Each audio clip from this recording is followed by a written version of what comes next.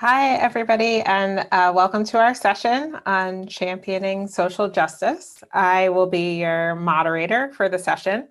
My name is Laura Weidman-Powers, and I'm the head of impact at Echoing Green, which is an early stage global social innovation fund based in New York. Today's conversation is extremely timely. We are at a moment of reckoning globally as we face two major international pandemics.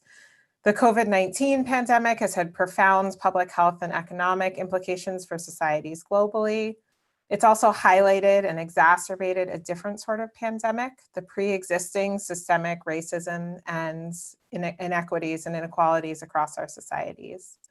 COVID-19 has disproportionately affected Black and Indigenous communities and other marginalized and vulnerable communities around the world. And in addition, the killing of George Floyd by a white police officer in Minneapolis accelerated one of the largest social movements in recent memory as protests emerged in over 2,000 cities across 60 countries internationally in support of Black Lives Matter. We find ourselves at a moment where there is palpable restlessness for change, for fairer post-pandemic futures, where going back to normal is not an option. We need not to rebuild our systems, but to fundamentally reimagine them.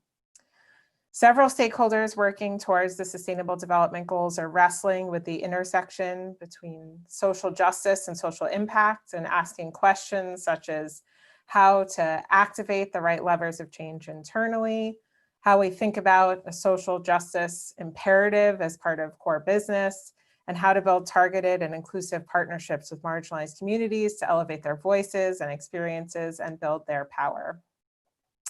The concept of justice belongs not only in SDG 16, achieving the SDGs will require recognizing systemic inequities and championing a justice agenda across all the SDGs. Before we dive in, I also want to mention that we'll have a live graphic scriber joining us who will be documenting the conversation. So we'll get to see how that turns out in the end. Now I'm going to briefly introduce our panelists and then we'll dive into our conversation. So with us today, we have Inger Andersen, Undersecretary General of the United Nations and Executive Director of the UN Environment Program. Previously, Inger was Director General of the International Union for the Conservation of Nature and has held roles at the World Bank and the United Nations. We have Mina Mashayeki, Senior Advisor on Trade, ESG, Emerging Markets and Technology at Rock Creek. She's also an Associate Professor at Shanghai University of International Business and Economics. And prior to joining Rock Creek, she led the Division of International Trade and headed the Trade Negotiations and Commercial Diplomacy, Environment and Climate Change at the UN Conference on Trade and Development. Third panelist is Melanie Schultz Van Hagen, CEO of the Porticus Foundation. She was previously State Secretary for Transport and Water Management, the Minister of Infrastructure and Environment, and has held other positions for the Netherlands with previous experience with the UN, World Bank, and in the private sector at Achmea Zorg Healthcare Insurers. So let us dive right in. Our first question for our three panelists: are the SDGs fit for purpose as a framework for companies, institutions, and governments to address the root causes of systemic inequalities and social injustices? And if not, what's needed? Inger, do you want to kick us off? Sure. And thank you for inviting, and it's a real pleasure to be together with these distinguished ladies here. So thank you very much, and thank you very much, Laura, for facilitating us. Look, as my on-ramp, unsurprisingly, will be on justice and injustice and social inequity and environment, right? I sit as the head of the United Nations Environment Program, and I will say that we still have that roadmap, the SDGs, that address social injustices and systemic inequalities. But we haven't really unpacked each of the SDGs and understood fully what actually that roadmap looks like, because we still have a long way in achieving them, and you did a very nice introduction precisely on this. But if we look at the specifics of the SDGs, over 90% of the goals and targets of the SDGs correspond to human rights obligations. And I would say that social justice and equality issues underpin all of these, if not all, the SDGs. Now, if we look at the Secretary General's report that he issued on how we're doing on the SDGs, he issued that to the high-level political forum in July. It wasn't as much progress as we would have liked to see. We've seen some progress on energy and child mortality, and good, we like, but progress has stalled on important issues like hunger, climate change, inequality, right? So, and then along comes COVID, as you rightly said, and pushed us much further back. And it lays bare these super profound inequalities that exist amongst countries, within countries, and within races and or folks that are discriminated against in any one setting or another. And so that's sort of the bigger picture here.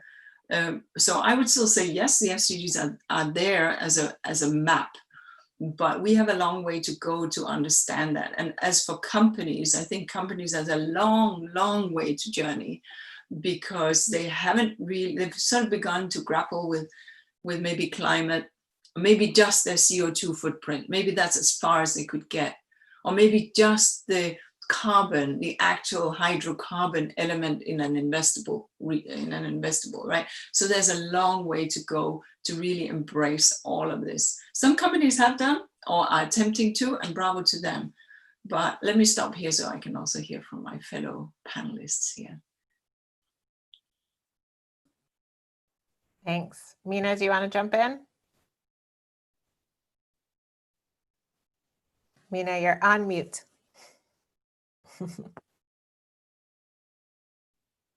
As instructed. There you go. Okay, great. So thank you so much for inviting the Rock Creek Group and me. Unfortunately, our founder and CEO couldn't be here, Afsane Beshlos, so I'm trying to fill in her place. Having worked on the SDGs and before that on MDGs and trade and development and ensuring inclusiveness, I had, of course, followed the whole development of the SDGs and contributed to it in terms of trade. And as was mentioned by, the progress has been very slow. And I think the two progress reports we got from the UN Secretary General points out that despite some progress, it has been slow, and even in some cases, there has been a reversal. So that's very much of concern. But as a roadmap, as was mentioned, it's actually the development component for the whole world. And what's new with it, of course, is, as you all know, that it's not just for developing countries, whereas MDGs was more, focus of how to help the developing countries. This is really a global agenda for all countries, all companies, and all governments. And therefore, in that sense, I think it has made a huge progress in changing the mindset. But the goals, of course, have not been implemented in an ambitious way, neither by governments nor by companies. And I think the NGOs have been very concerned about this, and the civil society, that things have been working in silos. Even the goals have been looked at in silos and not in terms of interlinkages and looking at them as their interrelationship, because just doing one without doing all of them together really doesn't achieve a deep impact. And I think what is important is that companies have really adopted this. I see more and more, companies don't say it's something out there. They just don't like they do put this, the colorful thing on themselves, and they embrace that. But they also, little by little, have come on board, and many of them are trying to make impact and change. And of course, there is a collaboration, like RCG, Rock Creek Group collaborates with a network of companies, with UNPRI, with WEF, of course, IFC, World Bank. So we think that the only way to implement is collaboration. And this collaboration has to be strengthened. And of course, COVID-19 has in a way broken down also a little bit this collaboration, weakened it, because we all talk on Zoom, but we don't have the human contact and the depth of collaboration has been a little bit slowed down. And I think a little bit, we have moved again to the more selfish agenda, from this very proactive and ambitious agenda.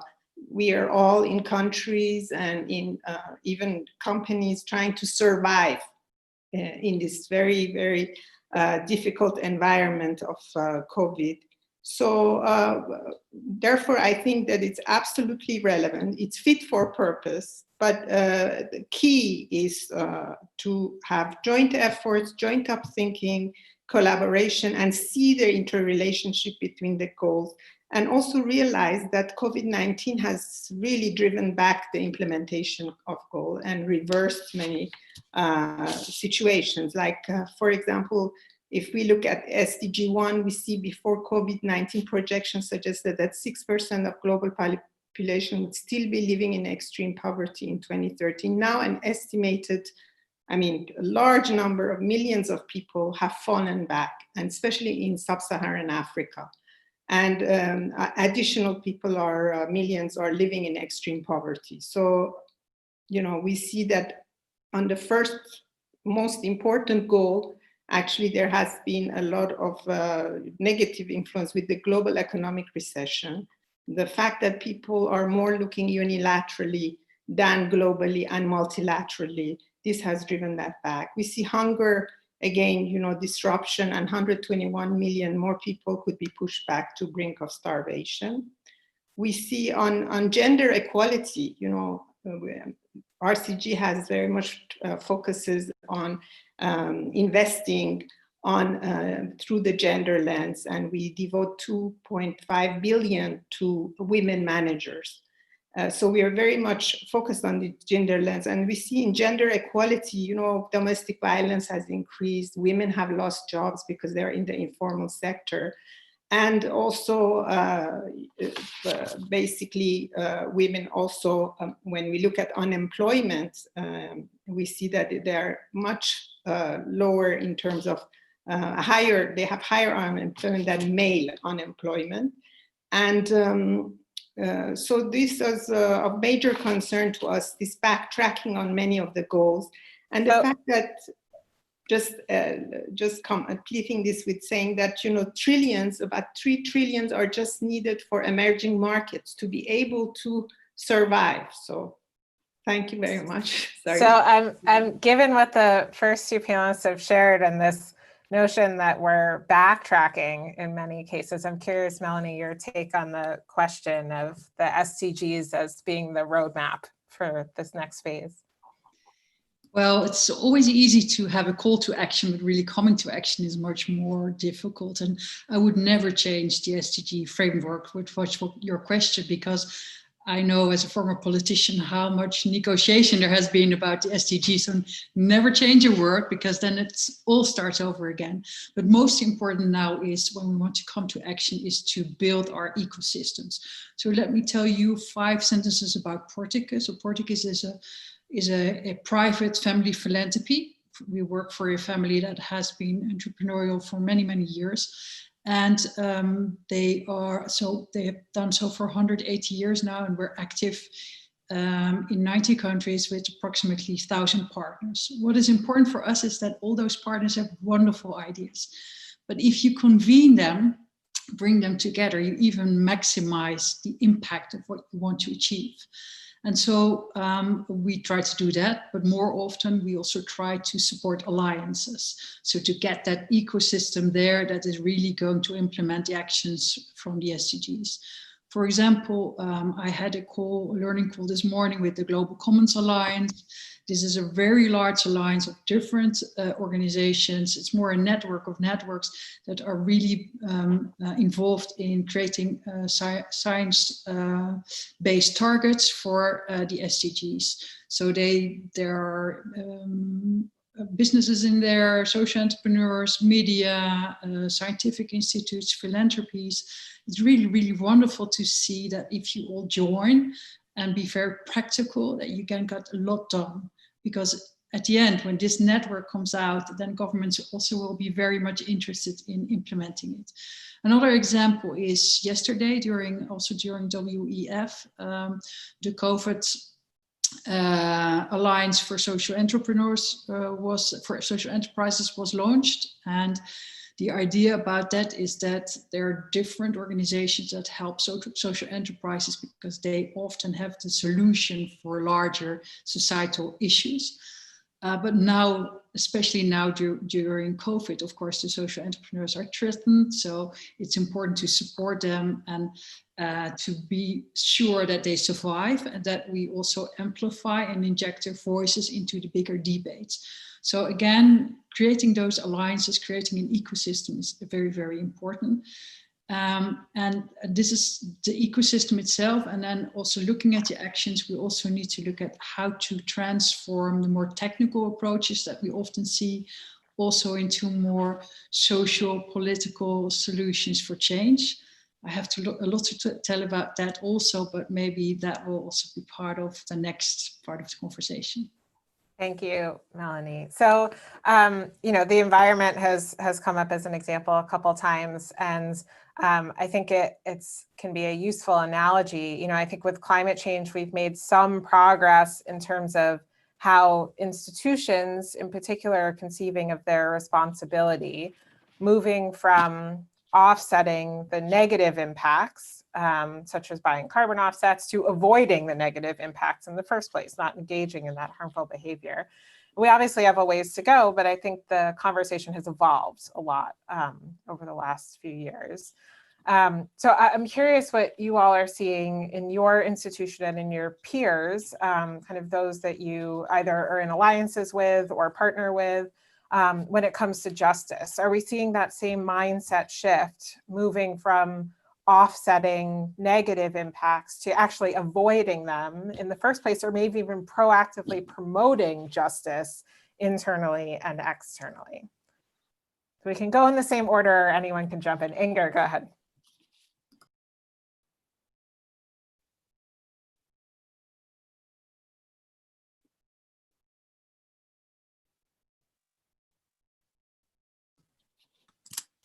So I should be unmuted now. Yeah.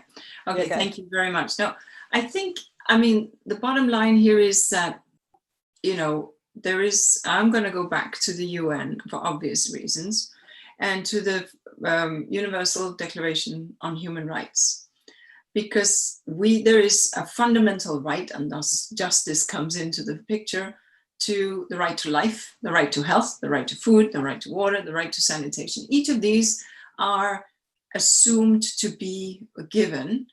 And when we begin to mess with environment in such a way that they're not given, we have to understand that environment and human rights, somehow these two small streams meet in a river. And here there is the sense that protection on human rights helps to protect the environment, and therefore helps to deliver justice, right? When you have firm human rights in place, chances are that you also have enhanced rights on the environmental side. And I think the UN Office of the Commissioner on Human Rights have highlighted this many, many times. It's interesting to understand that 150 countries have in their constitution or in their legislation or in some sort of body of law enshrined this right to a healthy environment. And that's really important, or in agreements that they have signed somehow with others. The trouble is, I'd say, that not everybody's living up to that, right? So they may have these very fine words in jurisprudence or in the constitutions. So from our side, we're doing all we can to support this dimension. But, and I think we just heard, and it was Melanie was talking about some degree of regression, right? We have seen some countries regressing at the time of COVID, right? So some of these established rights or established practices, there's been a backslide. And that's very unfortunate. We don't want to see lowering of standards, all of that stuff. We do want to see that being strengthened. On the other hand, you have seen countries where they've strengthened. And we are saying, right now, we are pouring these billions of dollars, trillions actually, into our economies, right? And this is our money. This is our taxpayers' money. So these funds, cannot go to fund dirty and gray, a continuation of the status quo. It must be now, because we will hopefully not see another time when that amount of public money is going into essentially private sector. And I get it, it's important, it's critical to sustain, but then let us make sure that there are green strings attached. Let us make sure that we're investing in green R&D.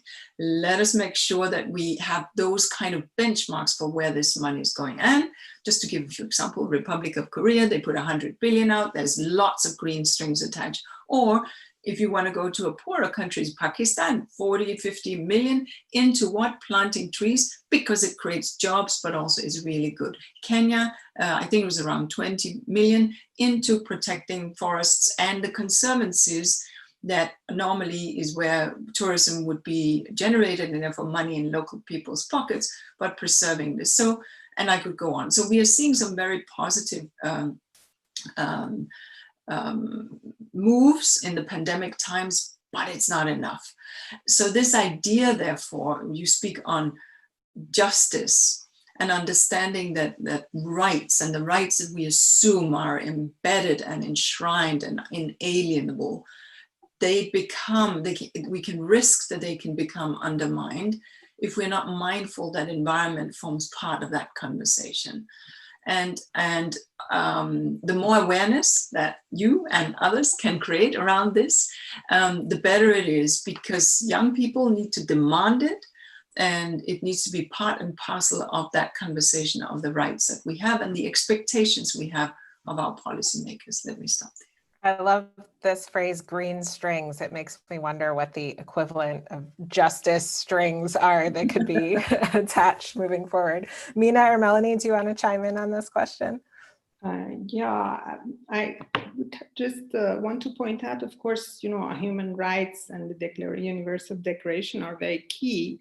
But then we see even developed countries and even the most developed United States or China, who has benefited from a miracle of development, they are actually in practice not implementing the Human Rights Declaration. So signature is very easy to UNPRI, to SDGs and to human rights, but in practical terms, and we see in practice, like Black Lives Matters, and has brought up the fact that, this has not been internalized fully. Human Rights Commission most of the time focuses on like developing countries, African countries, all those who actually, there are deep reasons why they don't implement. Sometimes it's economic reasons, educational reasons, of course. But most developed countries, that means they're really, in terms of financing and implementing human rights, they shouldn't have any problem, but they have deep ingrained racism and injustices, and they don't face it. First, you have to recognize this fact that racism exists, injustice exists, and then once you recognize that and you share this experience that is very painful, then you should find action-oriented,